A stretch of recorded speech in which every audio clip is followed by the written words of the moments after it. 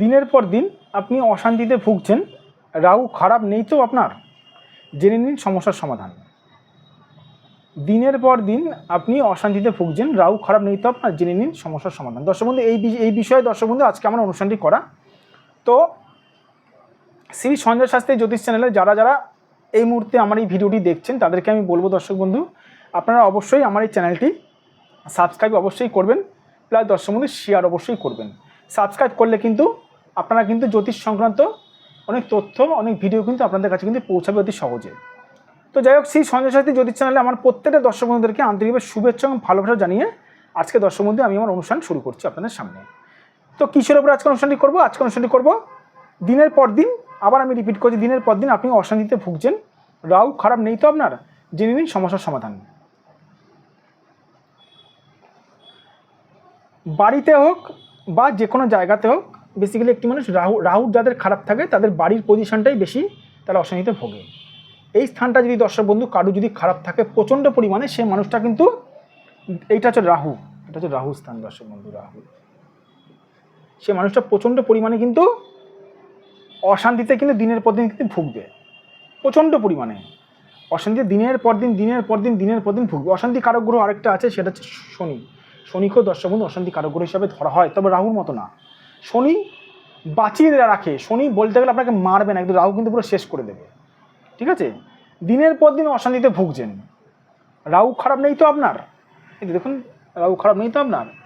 যদি আপনার দর্শক বন্ধু রাহু খারাপ থাকে তাহলে কিন্তু আপনি দিনের পর দিন কিন্তু অশান্তিতে কিন্তু প্রচণ্ড পরিমাণে ভুগবেন। কিন্তু বেসিক্যালি আমরা কি করি, যারা অশান্তিতে ভোগে তাদের যখনই আমরা হাত দেখি তখনই ধরা পড়ে দর্শক বন্ধু ম্যাক্সিমাম বলতে গেলে 98% মানুষের রাহু খারাপ থাকে বলেই অশান্তিতে তারা ভোগে, আর বাকি 2% তাদের শনি খারাপ থাকে বলে অশান্তিতে ভোগে।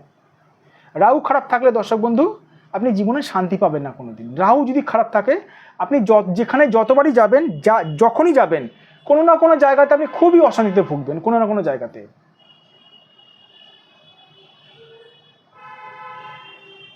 কোনো না কোনো জায়গাতে দর্শক বন্ধু আপনি কোনো না কোনো অশান্তিতে নিশ্চয়ই ভুগবেন।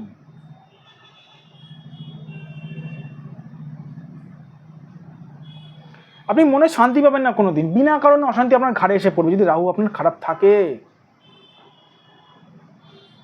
আমি এরকমই দেখেছি দর্শক বন্ধু, রাহুর প্রভাব থেকে বলতে গেলে দিনের পর দিন যে অশান্তি যাদের মাথার ঘাড়ের ওপর পড়ছে, তারাই সব প্রভাব থেকে বলতে রাহুর প্রভাব থেকে মুক্তি পেতে তারা অনেক রকম টোটকা টিপস করে রাখে দর্শক বন্ধু, কিন্তু ফলাফল জিরো হয়। আপনারা প্রশ্ন করতে পারেন কেন সঞ্জয় শাস্ত্রী এই কথা বলছে, কেন ফলাফল জিরো কেন? ফলাফল জিরো কেন? কারণ হচ্ছে দর্শক বন্ধু, যাদের হাতে ধরুন আপনার হাতের রাহু খারাপ রয়েছে 95%, আপনি টোটকা টিপস করছেন 10%, ফলাফল বুঝতেই পারবেন না, ফলাফল জিরো আসবে। যেমন একটু ছোট্ট করে উদাহরণ দিই, আপনার জ্বর যতটা হয়েছে সেই টেম্পারেচার হিসাবে কিন্তু দর্শক বন্ধু ট্যাবলেট মানুষকে খেতে হয়, ভালো মতন মেপে জ্বর মেপে সেরকমভাবে কিন্তু ওষুধ খেতে হয়। আপনি বুঝলেন না জ্বর কতটা হয়েছে, না বুঝে ওষুধ খাচ্ছেন, উল্টে খারাপ হবে, আর কিছুই না।